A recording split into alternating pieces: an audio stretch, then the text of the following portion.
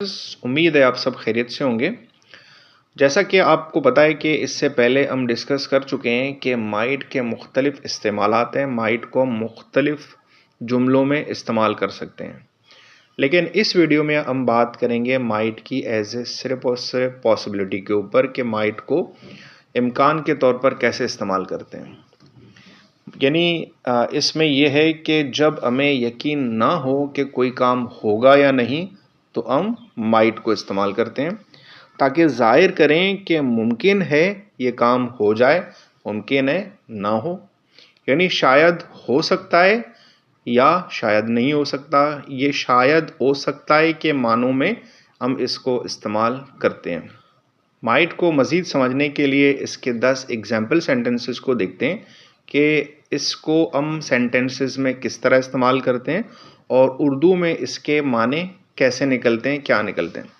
First sentence है it might rain today, शायद आज बारिश हो। इसका जो उर्दू तर्जुमा होगा शायद आज बारिश हो, it might rain today.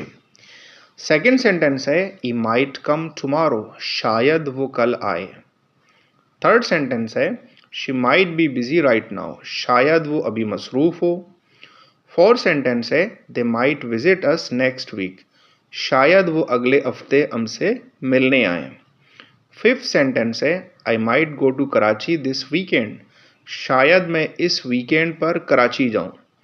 Six sentence है the teacher might cancel the class, शायद टीचर क्लास मनसूख कर दे। सेवन सेंटेंस है we might meet at the park, शायद हम पार्क में मिलें।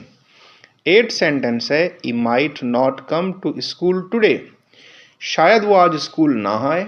नाइन्थ सेंटेंस है it might take some time to finish this work, ये काम ख़त्म होने में कुछ वक्त लग सकता है।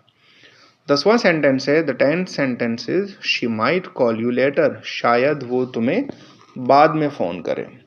करता हूँ इन जुमलों के ज़रिए आपका कॉन्सेप्ट क्लियर हो गया होगा। अगर आपको ये वीडियो पसंद आई है तो वीडियो को लाइक करें, शेयर करें और चैनल को सब्सक्राइब करें।